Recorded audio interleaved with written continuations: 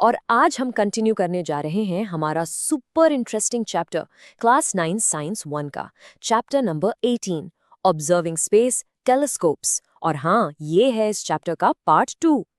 जैसा कि आप जानते हैं, इस सीरीज का हमारा एक ही रूल है। हम टेक्स्ट बुक की हर एक लाइन को, आई रिपीट, हर एक लाइन को डिटेल में समझ रहे हैं, बिना कुछ भी स्किप किए, ताकि एग्जाम में एक भी मार्क न कटे। जिन्होंने पार्ट 1 नहीं देखा है बच्चों, प्लीज पहले उसे जरूर देख लो ताकि सारी कॉन्सेप्ट्स आपस में जुड़ सकें। तो चलो फटाफट अपनी नोटबुक्स निकाल लो और फुल एनर्जी के साथ शुरू हो जाओ। तो बच्चों चलो देखते हैं आज का हमारा सफर कैसा रहेगा। आज हम क्या क्या सीखने वाले हैं। सबसे पहले हम जाएंगे रेडियो टेलीस्कोप्स की दुनिया में, यानी हम ऐसी अनोखी चीजें सुनेंगे जो हमारी आंखें नहीं देख सकती। बड़ा मजेदार है ये। फिर हम गर्व से बात करेंगे अपने देश की शान GMRT की। इंडिया का ये जायंट आई पुणे के पास कैसे काम करता है, इसे बिल्कुल डिटेल में समझेंगे। उसके बाद एक सुपर इंपॉर्टेंट एग्जाम टॉपिक, धरती से आसमान ताकने में आखिर दिक्कत क्या है। सारी प्रॉब्लम्स को जानने के बाद हम उनका सोल्यूशन भी ढूंढेंगे। स्पेस टेलीस्कोप्स, ये है अल्टीमेट व्यू पाने का तरीका। और एंड में a big salute to our hero ISRO. हम देखेंगे कि इंडिया ने स्पेस में क्या क्या कमाल किया है। तो रेडी हो? चलिए शुरू करते हैं पहले टॉपिक से। ओके, तो हमारा पहला सेक्शन है रेडियो टेलीस्कोप्स। बच्चों, थोड़ा सा पार्ट 1 याद करो। हमने जितने भी टेलीस्कोप्स पढ़े थे, चाहे वो रिफ्रैक्टिंग हो या रिफ्लेक्टिंग, वो सब एक ही चीज पर काम करते थे, लाइट यानी विजिबल रेडिएशन, रोशनी जो हमारी आंखों को दिखती है। लेकिन क्या स्पेस से सिर्फ वही रोशनी आती है? बिल्कुल नहीं। स्पेस से बहुत सारी ऐसी इनविजिबल या अदृश्य वेव्स आती हैं जिनके बारे में हमें पता ही नहीं। वही है इस सेक्शन का सबसे बड़ा सीक्रेट। चलो टेक्स्ट बुक की पहली लाइन से ही इस राज पर से पर्दा उठाते हैं। आपकी टेक्स्ट बुक की पहली लाइन पढ़ते हैं, ध्यान से सुनो। Many heavenly objects emit radio waves in addition to visible radiation. चलो इस लाइन का पोस्टमार्टम करते हैं हमारे 6 पॉइंट मेथड से। Point 1, simple meaning. इसका बिल्कुल सरल मतलब है कि आसमान में जो तारे, गैलेक्सीज यानी हेवनली ऑब्जेक्ट्स हैं, वो सिर्फ दिखने वाली रोशनी ही नहीं भेजते, उसके साथ साथ रेडियो वेव्स यानी रेडियो तरंगे भी भेजते रहते हैं। Point 2, why this is important. ये लाइन इसलिए लिखी है क्योंकि अगर हमें यूनिवर्स को पूरी तरह समझना है तो सिर्फ आंखों से दिखने वाली लाइट काफी नहीं है। वो तो अधूरी कहानी होगी। पूरी कहानी जानने के लिए हमें इन इनविजिबल रेडियो वेव्स को भी सुनना पड़ेगा। Point 3, concept clarity. इसके पीछे कॉन्सेप्ट है इलेक्ट्रोमैग्नेटिक स्पेक्ट्रम का। लाइट जो हम देखते हैं वो इस स्पेक्ट्रम का एक छोटू सा हिस्सा है। इसके अलावा एक्स रेज, गैमा रेज और रेडियो वेव्स जैसी बहुत सारी वेव्स हैं, बस सबकी वेवलेंथ अलग अलग होती हैं। Point 4, real life example. आपके घर में FM रेडियो है ना, वो इन्हीं रेडियो वेव्स को पकड़ता है और म्यूजिक में बदल देता है। बस रेडियो टेलीस्कोप भी यही करता है, पर वो स्टार से आने वाली रेडियो वेव्स को पकड़ता है। Point 5, exam question. इस एक लाइन से एक मार्क का फिल इन द ब्लैंक बन सकता है। Heavenly objects emit radio waves in addition to visible radiation. Answer क्या होगा? Radio waves. Perfect. Point 6, common mistake. Students यही सोचते हैं कि हर ऑब्जेक्ट से सिर्फ लाइट आती है। ये गलत है। याद रखो, विजिबल लाइट के अलावा भी बहुत कुछ है। अब जरा इस डायग्राम को ध्यान से देखो। ये है रेडियो टेलीस्कोप का पूरा वर्किंग मॉडल। चलो टेक्स्ट बुक की लाइंस के साथ इसके हर हिस्से को समझते हैं। पहली लाइन है, we can not see this radiation with our eyes, hence a special type of telescope is used to receive these rays, it is called a radio telescope. Simple सी बात है, रेडियो वेव्स इनविजिबल हैं तो उन्हें पकड़ने के लिए एक स्पेशल डिवाइस लगेगा जिसका नाम है रेडियो टेलीस्कोप। अगली line, it is made from one और more dishes of a particular parabolic shape. यहाँ पर कीवर्ड है पैराबोलिक शेप। ये कोई ऐसी वैसी शेप नहीं है। फिजिक्स का रूल है कि जब पैरेलल वेव्स एक पैराबोलिक सरफेस से टकराती हैं तो रिफ्लेक्ट होकर एक ही पॉइंट पर मिलती हैं, जिसे फोकस कहते हैं। एग्जाम में 2 मार्क का क्वेश्चन आ सकता है, why is the dish of a radio telescope parabolic in shape. अब डायग्राम में देखो, स्पेस से आने वाली रेडियो वेव्स, ये रेड लाइंस, इस डिश से टकराती हैं। टेक्स्ट बुक आगे कहती है, the incident radio waves are reflected by these dishes and converge at the focus. सारी वेव्स रिफ्लेक्ट होकर इस फोकल पॉइंट पर इकट्ठा हो जाती हैं। और इस फोकल पॉइंट पर क्या रखा है? A radio receiver is placed. ये रिसीवर इन सारी जमा हुई वेव्स को कैच कर लेता है। फिर आखिरी step, the information gathered by this receiver is passed on to a computer which analyses it and constructs an image of the source. Receiver सारी इन्फॉर्मेशन कंप्यूटर को भेजता है और कंप्यूटर अपने सॉफ्टवेयर से इन सिग्नल से उस स्टार या गैलेक्सी की एक फोटो बना देता है। एक कॉमन मिस्टेक। बच्चों सुनो, डायग्राम बनाते वक्त सबसे बड़ी गलती होती है रे पाथ्स गलत बनाना।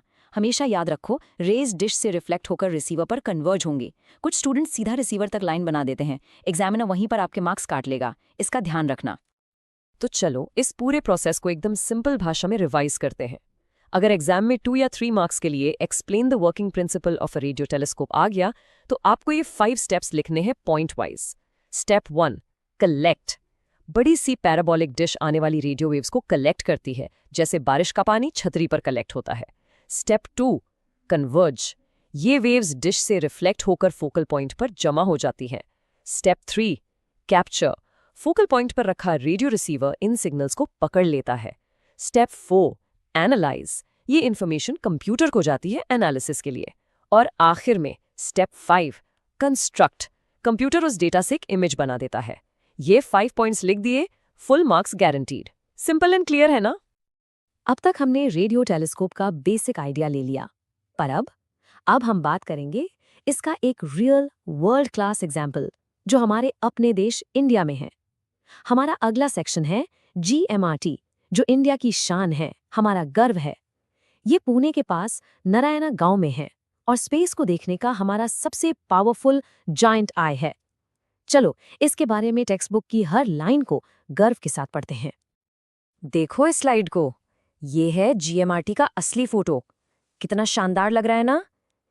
टेक्स्ट बुक की पहली लाइन कहती है, a large radio telescope called the giant metrewave radio telescope GMRT has been erected at Narayangaon near Pune. बच्चों, सबसे पहले इसका फुल फॉर्म रट लो, जायंट मीटरवेव रेडियो टेलीस्कोप। ये 1 मार्क का पक्का क्वेश्चन है। दूसरा पॉइंट, लोकेशन क्या है? नारायणगांव, पुणे के पास। ये जगह इसलिए चुनी गई क्योंकि ये शहरों की भीड़ से दूर है, जहां मोबाइल फोन और टीवी सिग्नल्स का रेडियो कचरा या इंटरफेरेंस कम से कम हो। अब अगली line, it uses radio waves having wavelengths of about a metre coming from heavenly bodies to study those bodies.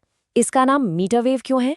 Simple है, वेवलेंथ मतलब 2 वेव्स के बीच की दूरी। GMRT उन रेडियो वेव्स को स्टडी करने का एक्सपर्ट है जिनकी वेवलेंथ लगभग 1 मीटर होती है। अब आती है GMRT की सबसे खास बात, ये नंबर देखो, 30। टेक्स्ट बुक कहती है, this telescope is actually a collection of 30 dishes. यानी GMRT कोई एक अकेला डिश नहीं है, बल्कि इसमें ऐसी 30 डिशेस हैं। सोचो ऐसा क्यों? एक सिंपल सी एनोलॉजी है, team work makes the dream work. एक आदमी जितना काम कर सकता है, 30 लोगों की टीम मिलकर उससे कहीं ज्यादा और बेहतर काम कर सकती है। बस यही प्रिंसिपल यहाँ लगता है। ये 30 डिशेस मिलकर इतनी ज्यादा इंफॉर्मेशन कलेक्ट करती हैं जितनी एक अकेली डिश सपने में भी नहीं कर सकती। इससे हमें बहुत फेंट यानी बहुत ही धुंधले सिग्नल्स भी एकदम क्लियर मिल जाते हैं। और अब इन डिशेस का साइज देखो, 45 मीटर्स। टेक्स्ट बुक बताती है each having a diameter of 45 metres. बच्चों, 45 मीटर्स कितना बड़ा होता है जरा इमेजिन करो। आपके स्कूल की पूरी बिल्डिंग से भी बड़ा हो सकता है। एक एक डिश इतनी विशाल है। तो सोचो ऐसी 30 डिशेस मिलकर कितनी पावरफुल टीम बनाती होंगी।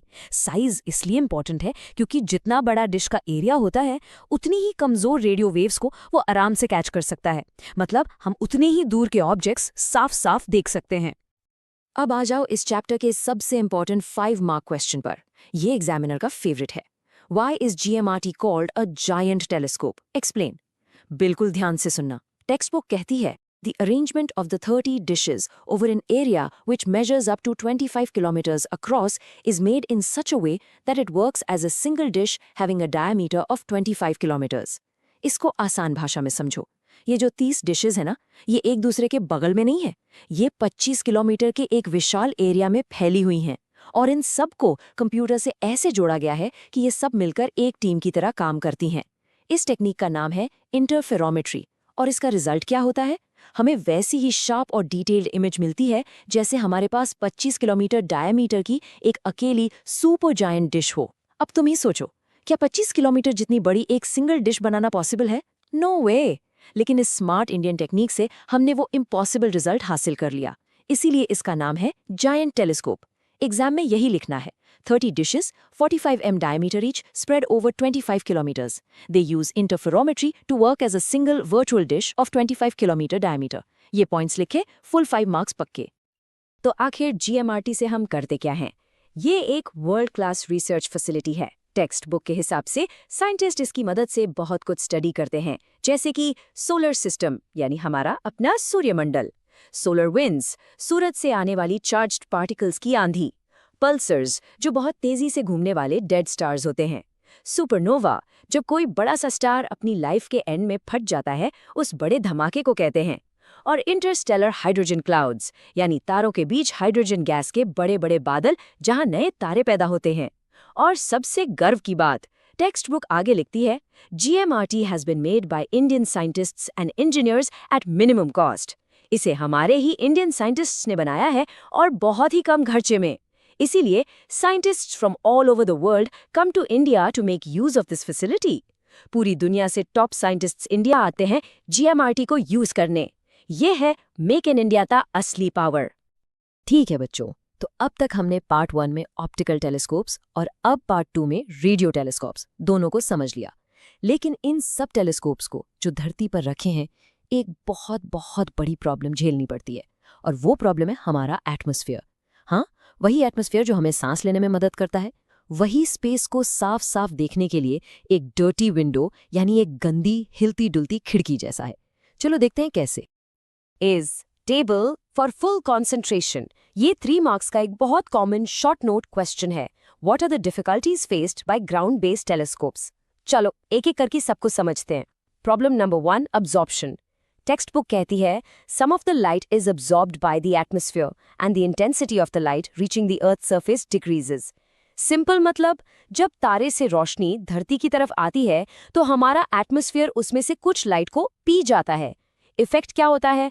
हम तक पूरी लाइट नहीं पहुंचती, इसलिए इमेज फेंट यानी धुंधली और कम चमकदार दिखती है।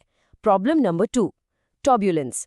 टेक्स्ट बुक आगे कहती है, these changes cause turbulence, which in turn cause the light rays to change their path slightly and thereby shake the position of the image. Simple मतलब, एटमॉस्फेयर में हवा हमेशा शांत नहीं रहती। टेम्परेचर और प्रेशर बदलने से उसमें हुलचल होती है। इसका इफेक्ट क्या होता है? हमें तारे की इमेज हिलती हुई या टिमटिमाती हुई दिखती है। ट्विंकलिंग ऑफ स्टार्स का असली रीजन यही है। रियल लाइफ एग्जाम्पल, कभी आग के ऊपर देखा है, हवा हिलती हुई दिखती है ना? बस वही है atmospheric turbulence. Problem number 3, sunlight. दिन में तो सूरज की रोशनी पूरे एटमॉस्फेयर में फैल जाती है, आसमान ब्राइट हो जाता है और तारे बेचारे दिखते ही नहीं। और आखिरी problem number 4, city lights and clouds. रात में भी 2 दुश्मन हैं, एक तो शहरों की लाइट्स जिसे लाइट पोल्यूशन कहते हैं, और दूसरा बादल। ये 4 पॉइंट्स एग्जाम में लिख दिए, पूरे मार्क्स मिलेंगे। तो भाई, इन सारी प्रॉब्लम से बचने के लिए साइंटिस्ट क्या करते हैं? एक आधा अधूरा यानी पार्शियल सॉल्यूशन है। टेक्स्ट बुक कहती है, to reduce these problems optical telescopes are situated on top of mountains at uninhabited places. Scientist telescopes को ऊंचे पहाड़ों पर ऐसी जगह लगाते हैं जहां लोग नहीं रहते। इसके 2 फायदे हैं। पहाड़ पर क्यों? क्योंकि वहां एटमॉस्फेयर की लेयर पतली होती है तो एब्जॉर्प्शन और टर्बुलेंस कम हो जाता है। और शहरों से दूर क्यों? ताकि सिटी लाइट्स का पोल्यूशन ना हो। लेकिन ध्यान दो, मैंने कहा पार्शियल सोल्यूशन, पूरा सोल्यूशन नहीं, क्योंकि थोड़ा बहुत एटमॉस्फेयर तो वहां भी है।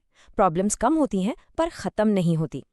तो बच्चों, आप सोचो, इस प्रॉब्लम को बिल्कुल ही जड़ से खत्म करने का अल्टीमेट सॉल्यूशन क्या हो सकता है? बिल्कुल सही सोचा आपने। अगर प्रॉब्लम एटमॉस्फेयर है तो प्रॉब्लम की जड़ यानी एटमॉस्फेयर के ही ऊपर चले जाओ। सिंपल, यही है इस प्रॉब्लम का अल्टीमेट फाइनल सॉल्यूशन। टेलीस्कोप को उठाकर स्पेस में ही रख दो। स्पेस में न एटमॉस्फेयर है, न टर्ब्यूलेंस, न सिटी लाइट्स, न बादल, कुछ नहीं। वहां से हमें यूनिवर्स का एकदम क्रिस्टल क्लियर, ब्राइट और बिल्कुल स्टेबल व्यू मिलेगा। और साइंटिस्ट ने इस आइडिया को सच कर दिखाया है। अब हम उन्हीं स्पेस टेलीस्कोप्स के बारे में पढ़ेंगे। और स्पेस टेलीस्कोप्स का शहंशाह है द हबल स्पेस टेलीस्कोप। ये रहा आपकी स्क्रीन पर। टेक्स्ट बुक कहती है, इन 1990 the national aeronautics and space administration launched into space an optical telescope called the Hubble telescope. इसे साल 1990 में नासा ने लॉन्च किया था। इसके अंदर जो मिरर लगा है उसका डायमीटर 94 इंचेस है। सोचो कितना बड़ा होगा। और ये धरती से लगभग 589 किलोमीटर की ऊंचाई पर अर्थ के चक्कर लगा रहा है। ये आज भी काम कर रहा है और इसने यूनिवर्स के बारे में हमारी समझ को पूरी तरह से बदल कर रख दिया है। इसने हमें ऐसी ऐसी गैलेक्सीज दिखाई जिनके बारे में हम जानते तक नहीं थे। चलो अब स्पेस में एक और सुपर हीरो से मिलते हैं, the Chandra X-ray observatory. Textbook बताती है, In 1999, NASA launched an X-ray telescope named Chandra in space to study X-rays coming from heavenly objects. जैसे हम रेडियो वेव्स नहीं देख सकते, वैसे ही हम एक्स-रेज भी नहीं देख सकते। और मज़ेदार बात यह है कि हमारा एटमॉस्फेयर एक्स-रेज को धरती पर आने से पूरी तरह ब्लॉक कर देता है। थैंक गॉड, वरना हम सबके लिए अच्छा नहीं होता। इसलिए एक्स-रेज को स्टडी करने के लिए टेलीस्कोप को स्पेस में भेजना ही एकमात्र ऑप्शन है। चंद्रा यही काम करता है। इसने हमें ब्लैक होल्स और सुपरनोवास के बारे में जबरदस्त जानकारी दी है। कॉमन मिस्टेक, बच्चों, एग्जाम में टेंशन में स्टूडेंट्स हबल और चंद्रा में कंफ्यूज हो जाते हैं। सिंपल ट्रिक याद रखो, H फॉर हबल, H से लाइट नहीं है, हबल देखता है optical light. C for Chandra, Chandra देखता है X-rays, simple, H optical, C X-ray, ऐसे याद रखना। और अब एक और गर्व से सीना चौड़ा करने वाली बात। टेक्स्ट बुक में लिखा है, the telescope is named after the famous Indian scientist Subrahmanyan Chandrasekhar. ये जो चंद्रा टेलीस्कोप है ना, इसका नाम एक महान इंडियन अमेरिकन साइंटिस्ट के नाम पर रखा गया है, सुब्रमण्यम चंद्रशेखर। वो एक बहुत बड़े एस्ट्रोफिजिसिस्ट थे जिन्होंने तारों की लाइफ और डेथ पर बहुत ज़रूरी काम किया था, जिसके लिए उन्हें नोबेल प्राइज़ भी मिला था। तो नासा ने उनके सम्मान में इस महान टेलीस्कोप को उनका नाम दिया। सोचो, ये हमारे देश के लिए कितने बड़े ऑनर की बात है। हमने नासा के बड़े बड़े स्पेस टेलीस्कोप्स के बारे में जाना, लेकिन अब सवाल उठता है कि क्या इस स्पेस रेस में इंडिया कहीं पीछे है? इसका जवाब है बिल्कुल भी नहीं। अब हम बात करेंगे अपने देश की स्पेस एजेंसी इसरो की, जिसने बहुत कम बजट में ऐसे काम कर दिखाए हैं कि पूरी दुनिया ने हमारा लोहा माना है। चलिए इस शानदार कहानी को शुरू करते हैं। ये है इसरो की शानदार जर्नी। टेक्स्ट बुक कहते हैं, Indian space research organisation ISRO Bengaluru. This institute was established in 1969 with the aim of developing technology for making and launching of artificial satellites. सबसे पहले इसरो का फुल फॉर्म याद कर लो। ये 1969 में शुरू हुआ था। इसका मेन मिशन क्या था? आर्टिफिशियल सैटेलाइट्स बनाने और उन्हें रॉकेट से स्पेस में लॉन्च करने की टेक्नोलॉजी डेवलप करना। और इस काम में इसरो ने कमाल कर दिया है। Till date ISRO has successfully launched a large number of satellites, और इसका असर हमारी जिंदगी पर सीधा पड़ा है। अगली लाइन कहती है, India's progress in space science has played a big role in national and social development. अब देखते हैं कि इसरो के सैटेलाइट्स हमारी रोज की जिंदगी को कैसे बेहतर बनाते हैं। पहला है, the INSAT and GSAT series of satellites support our telecommunication network, television broadcasting and meteorological services.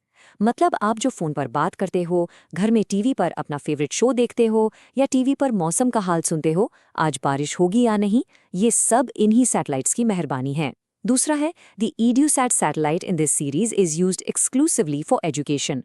ये सैटेलाइट सिर्फ और सिर्फ एजुकेशन के लिए बनाया गया था, ताकि दूर दराज के गांव में भी ऑनलाइन क्लासेस के जरिए पढ़ाई पहुंच सके। और तीसरा है, the IRS satellite series is used for the monitoring and management of natural resources as well as disaster management.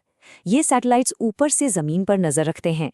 ये बताते हैं कि कहाँ पानी है, कहाँ जंगल है, और जब कोई साइक्लोन या बाढ़ जैसी मुसीबत आने वाली होती है तो ये हमें पहले से ही वार्न कर देते हैं। तो बच्चों, इसरो सिर्फ रॉकेट नहीं छोड़ता, वो हमारी जिंदगी बचाता और बनाता भी है।